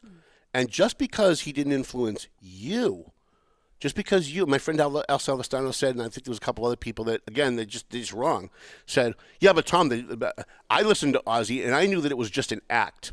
Well, that's great for you. But to the kids that didn't know it was just an act. Did he influence them, or did he represent a group? No, he influenced a lot of kids. I watched a lot of kids go down a very dangerous road in high school and paid a very heavy price for it. And I think it's just art. It's music. And well, we say that, right? It's a good discussion to have. We say that. We say that, well, it's just a movie, right? We say it's just art, it's just music. But if that was the case, why did they take smoking out of all movies? Why is it that when people do a song that denigrates a certain racial group, does everybody freak out? It's only a song. Yeah. It's only a movie. So we can't smoke in movies because that means kids will actually start smoking because they'll see it in the movies. But then when it's something that conservatives complain about, like someone, I don't know, extolling the virtues of drugs, it's just a movie. Yeah. Like, you can't have it both ways. We know that there are impressionable kids out there. And by the way, most of the kids that I knew at the Vogue who went down this road were the kids that were having problems at home. There were kids that were having problems with their academics, which is why they were at a Vogue school. But at the Vogue, most people don't know. You're in shop for a full week, and then you go to academics for a full week. You go to classrooms. Yeah. You learn about math, history, science, and then for the next week you go into the Vogue. They were the kids that were having problems to begin with. They were the kids that were impressionable to begin with because they either had broken homes or they were having trouble at home. And those were the kids that were having problems. And I don't think we can dismiss that. I know everybody wants to dismiss it because we liked his music. We thought it was funny when he had his MTV show. Them. He was representing a group of people. I don't think he was influenced. All right. Okay. But, bringing that, that when the Superman movie came out, I don't know when it came out, 50s, 40s, there was actually a lot of young boys who passed away because they went up on high buildings and they thought they could fly. Yeah. Well, that was when LSD first came out, so that had a lot to do with the drugs, too. Kids were taking drugs. They were watching Superman on TV, which there was very few things on TV. Listen, when I grew up, I was born in 1967, so I really grew up in the 80s. But I still have memories of the 70s. I still watching. When I grew up, there were 5 channels on TV, And the TV wasn't on 24/7. If you get up at 2 in the morning, you put the TV on, there was a test pattern. There was nothing there. You had to do it 5 a.m., and I remember as a kid living with my grandparents, getting up at 5 a.m. on like any given morning and turning the TV on at 5 a.m., and there would be the national anthem, and then somebody would come on and say, welcome to NBC for our programming day, and now, and whatever the first show was, it would be, Hogan's Heroes or Gilligan's Island or whatever it was, and they would start the day. Today, we have these devices in our hand that give us whatever information that we want. Yeah. We have access to all of this stuff. But back then, they didn't have that. So when kids started taking drugs, they were very influenced by this new TV stuff. And they saw one of the shows that was on was Superman. Batman was on a little bit later on, but Superman in black and white. I remember watching Really? I remember watching Superman in black and white. Did you think you could fly? I did not think I could fly, but I was also not taking drugs. Oh, okay. And so there were a lot of kids in the 60s that were taking drugs that were a little older than me. When LSD first came out, and then they would put on TV and they would watch Superman, and because they were on LSD, went up under the roof and thought they could fly, and they killed themselves. And by the way, that happened. Research that. Go fact check me on that. That actually happened a lot. Yeah. And so you can't say that these are just movies, right? You can't say that these are just songs. It's just an album cover. You pick up Ozzy's album cover, and there's upside-down crosses and the satanic images there. And he knew what he was doing. And this wasn't just an act. And if it was in his head just an act, which I don't believe for a minute, let's just give the Ozzy fans, let's give them the benefit of the doubt and say it was just an act. That makes it even worse. That means these people who are following this guy as their hero, he didn't even believe what he was saying. But they did. And they followed what he was saying. And for a lot of those kids, it was detrimental. All right, so that's... Well, rest in peace, Ozzy Osbourne. The Prince of Darkness. Anybody calling me names on Facebook? Anybody disagreeing with me? No. And Randy's saying that's correct. Really? Yeah. Who the hell would... Who's agreeing with me? Randy Carter, your bestie. Your bestie. Randy. Hi, everyone, and Randy's welcome awesome. in. All right, are we... I'm getting comments here about my cup. Everybody's consumed with my cup. I think it's hilarious. So, in full disclosure, what you see behind you is the set of Two Guys Smoke Shop of the Studio 21 Podcast Cafe, which we're no longer at. Yeah. I'm still heartbroken that we're not there. I miss Dave Garofalo. I miss my former producer, Christy, and... But does it mean it's not a reflection of you? See, women do this all the time. I could be walking. I could meet a woman. I could meet a woman at 10:05 in the morning and walk to the post office with her. And while I'm walking with her, see a woman across the street. I'm only kidding. See a woman across the street and say, "Wow, she's really pretty." And the woman I'm walking with would be like, "You saying I'm not pretty?" Like everything that you say about another woman, they internalize as about them. You're right. So but Christy was great. Her accent is like perfect. Oh, it's so cute. In fact, that's my Siri accent is her accent. I know. It's hilarious.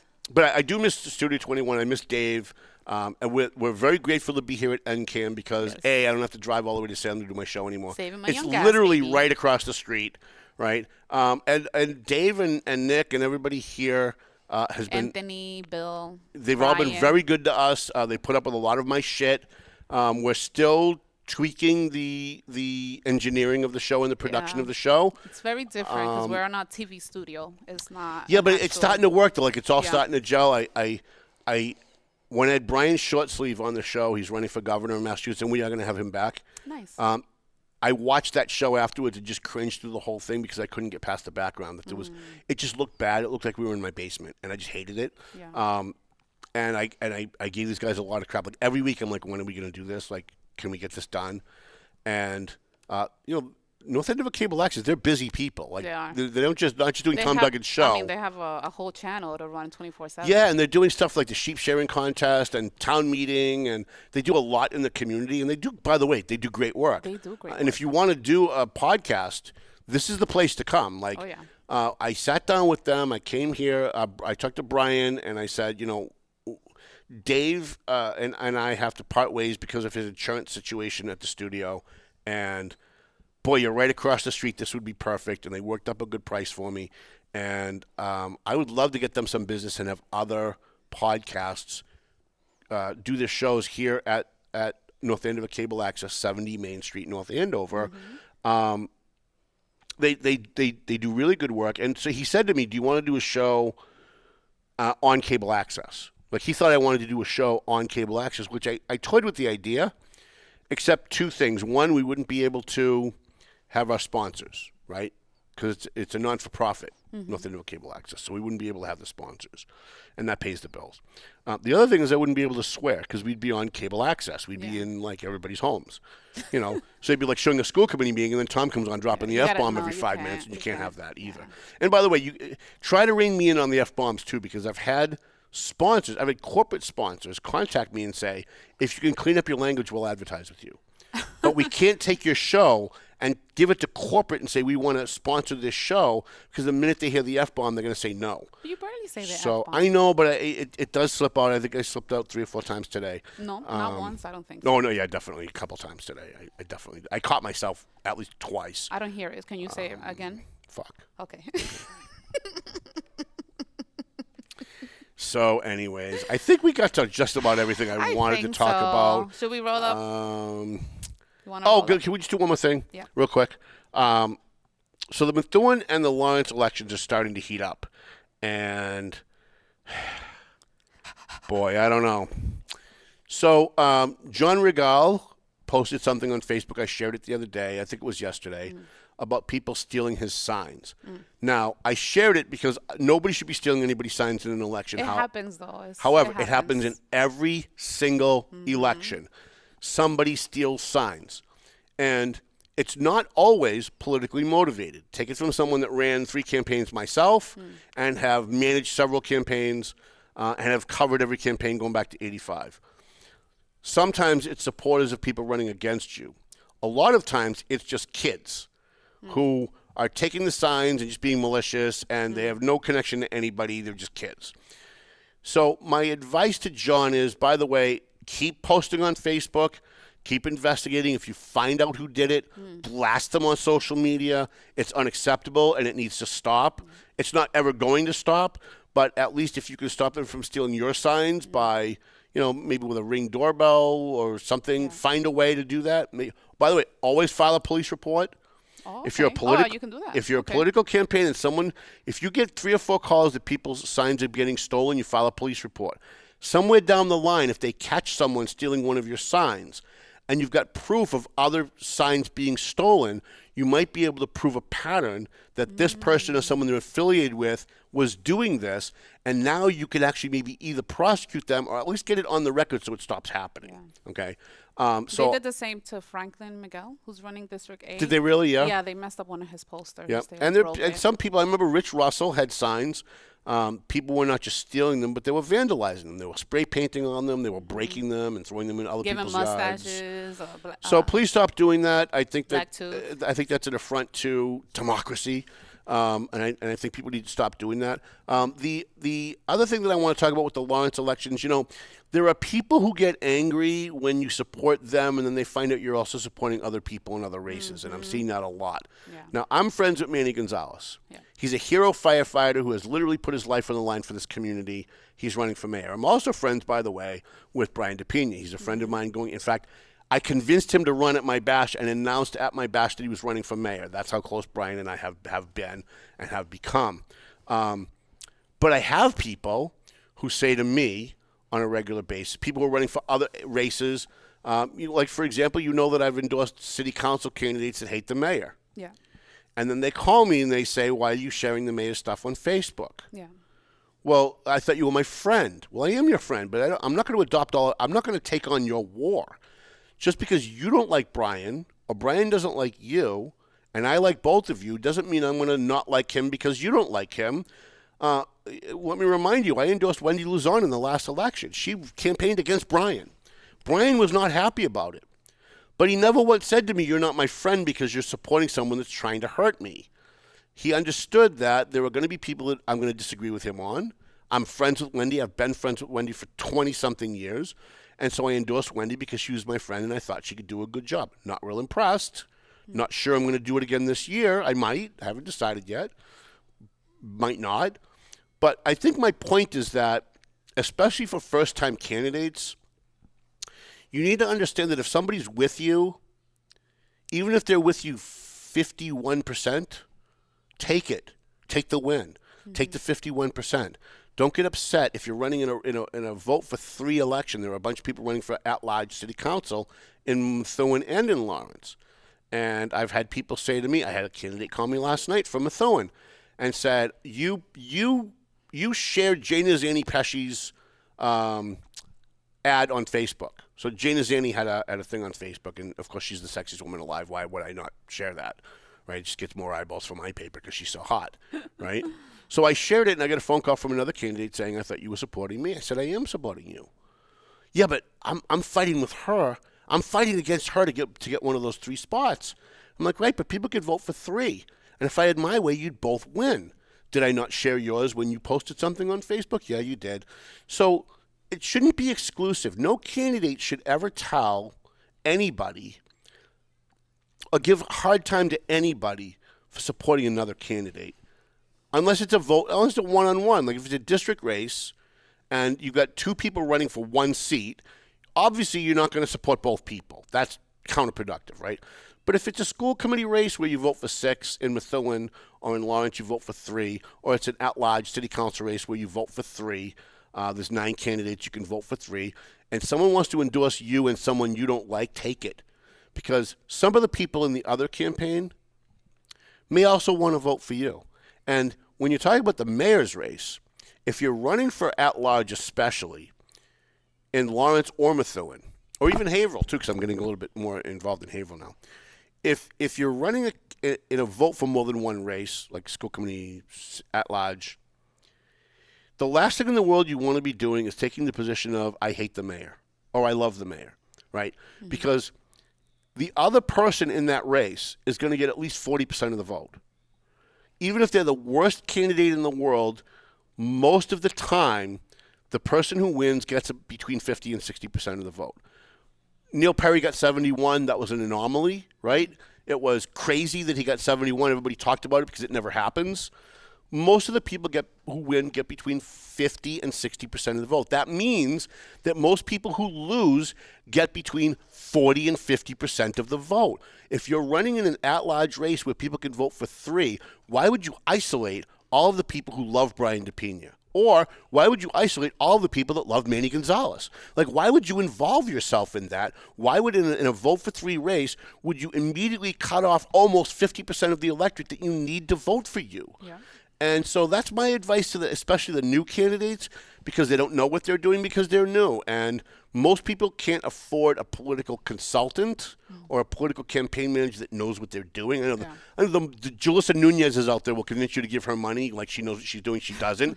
She has no friggin' clue what she's doing. In fact, I actually look at candidates, and if they have someone like Julissa Nunez with them, will not support that person. Will not help that person. Will not support that person.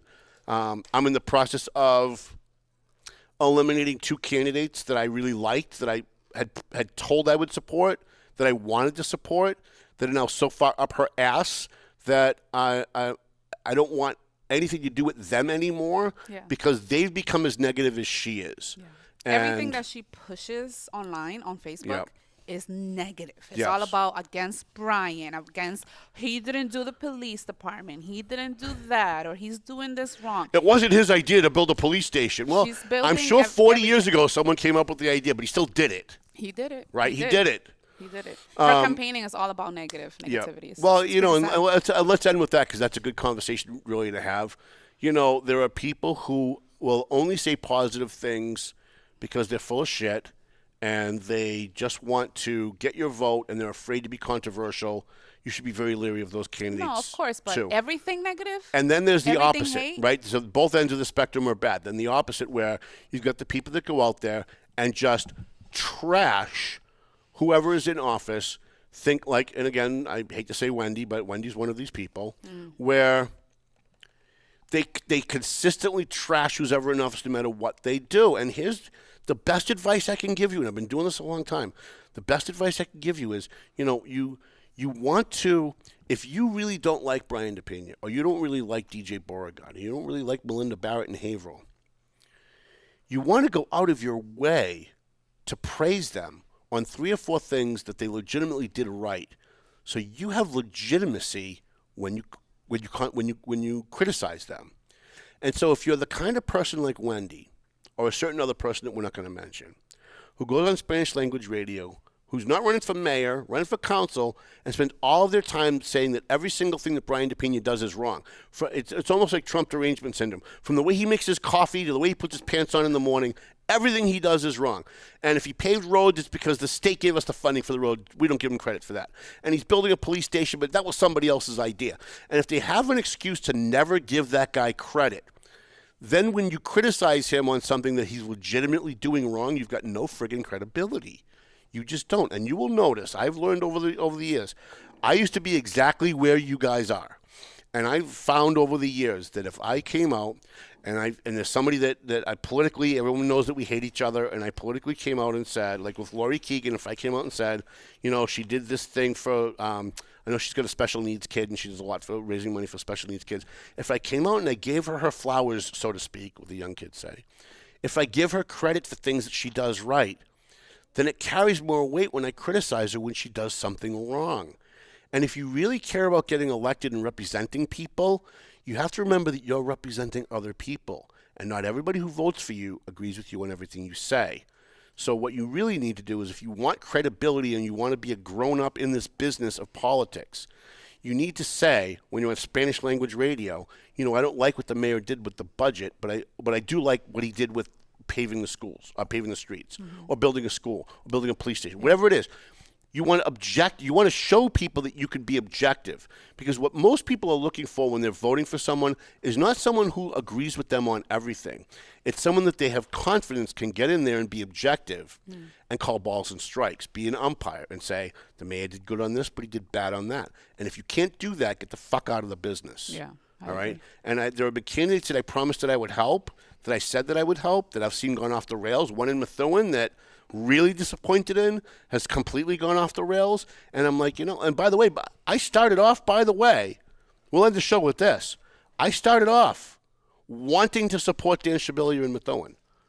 I really wanted to support him. I supported the teachers union contract. He helped the teachers. I don't really like his style. We don't really get along that well, but he's never really been bad to me.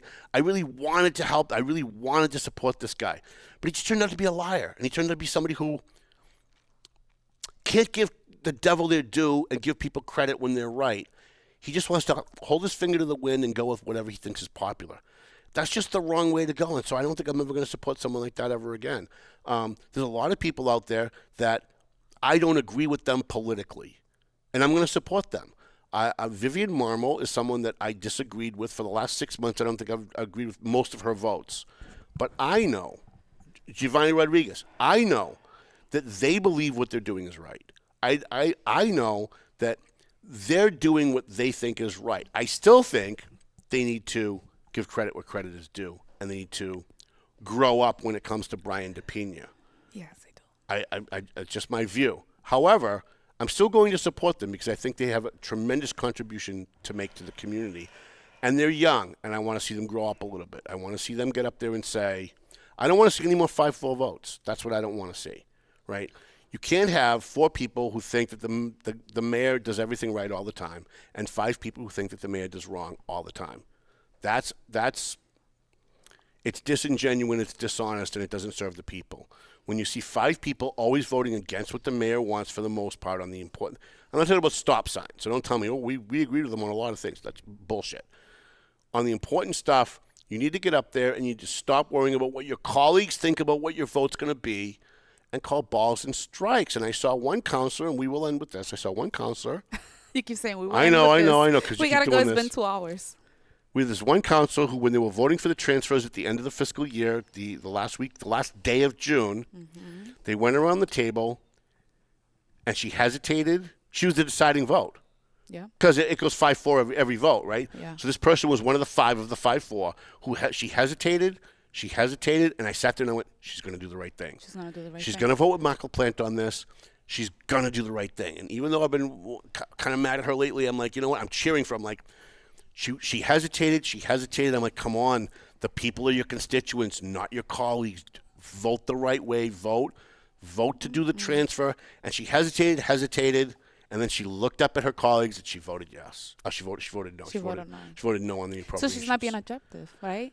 I don't believe she is. No. And it's one of the reasons it was why I'm already having, agreed on. That whole conversation about the budget was already agreed on with 5 counselors. But, she could have just voted that their way. And I could tell she struggled with it, and that's one of the reasons I like her. And I'm hoping she's because she knew she did it wrong. I think she knew she was wrong too, and I. Shame on her. Diana DeZaglio did that very early in her career as a state rep, and there was an issue that she came to my office and she was literally crying, and she said, "I don't want to vote for this thing tomorrow. It's very controversial. I don't want to vote for it. What am I going to do?" And I said, "Don't show up for the vote. Your mother got sick. Your car broke down. Just don't show up, or show up and vote present." And she went around and around and around and around, and she just cried and cried. This is the very when she first became a state rep. And at the end of it, she said, "Okay, I think I know what I'm going to do." And she left, and I put on TV the next day, and I'm watching the vote, and she fucking voted yes. And I called her, and she goes, "Well, you're mad because I voted the way you didn't want me to vote." I said, "It's not about what I wanted. You sat in my office and told me you didn't want to vote for that." And she said, "But Tom, if I don't vote for it, they're going to primary me. And then I'm not going to be elected at all. And then I can't help anybody. So what am I supposed to do?" Now, why did I tell that story? I told that story because I understand that there are people who want to vote a certain way and somehow feel coerced or like that they can't. But the fact that they're still pausing, the fact that city councilor that I just talked about paused the way she did and thought about it means that she still has a conscience, that she's not completely gone. She was pressured. I think that she can be saved. I think she can be a good leader in the community. Yeah. I just think she's got some growing that she needs to do, and I'm hoping. I'm rooting for her. I really like her as a person a lot. I'm disappointed by some of the decisions that she's made, but again, you guys got to remember one thing, and that's that a lot of these people are very young. They're kids, and they've never done this before, and they've never run a business before, and they don't have a lot of life experience to call on, and so they're going to make mistakes. So we'll end up with that. Yes. Waving in planes over there. Yes, let's roll up now. I'm going to bed. Ed Johnson, state trooper for Massachusetts, is having his retirement party at the Relief's Inn tonight. I'm going to try to be there. I really want to be there. He comes to my bash every year. I love that guy to death. I am having a hard time breathing, so if you're watching Ed and I don't make it tonight, I promise I'll take you out to lunch. I'll do something to make it up to you. But that's at 5 o'clock tonight at the Relief's Inn. I'm going to try to get there. It's easy to get to the studio when I can't breathe because I just have to walk across the street and I'm back in air conditioning. But to go out and then to be in a crowd where it's very warm in the room, it's very difficult for me to breathe. I didn't even go to TMF last night. So congratulations to Ed Johnson, who, by the way, was the guy that found the body of that Lowell kid that fell in the river. He was off duty. He jumped in a boat, and he went looking for that kid, and he's the one that found him. And this guy's been a hero police officer for a long time. He's been a tremendous asset to the community, and the state police lost a good guy when he retired. I kind of was hoping he wasn't going to, but we will leave it at that. We'll roll up Mel, and we'll talk about the sponsors. It's not here anymore. I don't know what they did. Sorry. Our outro song is gone? Yeah, it's not here. It's playing, but I can't hear it. Let me see if I don't hear I it can either. hear it. It should be called Worthen, right? It's there. It's here. It's playing. It's just not playing here. You think they can hear it at home? I kind of was hoping he wasn't going to. No? All right. I hate to dry end the show. I know. Yeah, you can't hear it. Our outro song is gone. All right. Okay. Well, listen. If it's gone, it's gone. I don't know how we. We'll think us. But do you have anything you can play? Can you play any? Do you have any song you can play? Is there anything that will play? Yeah, we can play something. Play something. Play Ozzy Osbourne. No. All right, let's take our sponsor, Century 21 McLennan Real Estate, the Zany Pesci Law Office in Methuen on Merrimack Street. Marston and Son Construction, EIS Investigation and Gun Training, Tomo and Shaken Seafood. I'm really looking forward to Tomo Tuesday. JG's Ice Cream. It's been very hot. This is the time to get JG's Ice Cream. Clear Path for Veterans New England. Almost time to have Randy back. Clear Path, AFC Urgent Care. Pleasant Valley Landscaping Contractors, Enterprise Bank Prime Insurance, the Doug Mercury Lofts, the W3ON website development. Thank you to Dave Id Consoli for helping me get my Google AdSense up. So we're making money on the website again, which is good. We were down for a little bit. Is Dave Consoli back on Facebook? I believe he's back. Well, you have to ask the women in his life whether he's allowed on Facebook because he doesn't make those decisions. Quality. I just lost a friend. Quality Catering, Taramar Mexican Grill, who won the Taste of Lawrence. Quality Catering, by the way, won the Taste of Methuen. 4-star Lighting and Stadium Chiropractic. A free shout out to my good pal, attorney Paul Lambert. If you have family law issues, you want to have a will drawn up, you want to do estate planning, Lambert and Rendon, you want to give him a call, and you can always find him on Facebook, or you can just shoot me a message if you want his number. I'll be happy to give it to you. Let me thank intern girl. You're going to be going where tonight? Attica Club. I'm going to be there with my co-host of the Cápsula Roja podcast. So we're going to go there and interview people and do some blogs and whatever. Good. So, I'm looking forward to being on your show again at some point. Yeah. I'd like to go on some of the Spanish shows that you go on. I told them. They said yes. Because I think that I would horrify their audience and they'd get a lot of ratings. You have to go because it's my co-host, the Puerto Rican girl. She's gorgeous. You'll Really? fall in love with her. Really? Oh, yeah. That diva. Okay. She's gorgeous. And one thing, our little buddy Alejandro, who, by the way, 5 years old, he was so good for 2 hours. We didn't hear not a peep He's such out a of this good kid. I'm so blessed. You should be proud. I'm so blessed. And you should be proud to be a good parent because that's the product of good parenting. I go out in public and see parents with their kids that are acting like raving lunatics, and the parents are like, "Oh, if I give you an ice cream, will you stop?" No, give the kid a smack in the head. My oldest is the same way. Probably a little more calmer than little Alejandro. All right, I'll see you guys next week. And the Valley Pete, we have an extra week, so the Valley Pete will be out in 2 weeks. All right. Well, thank you, everyone. Sounds like Melvin Taylor says you got to go home. No, he's not saying that at all, but he should be. So go home already.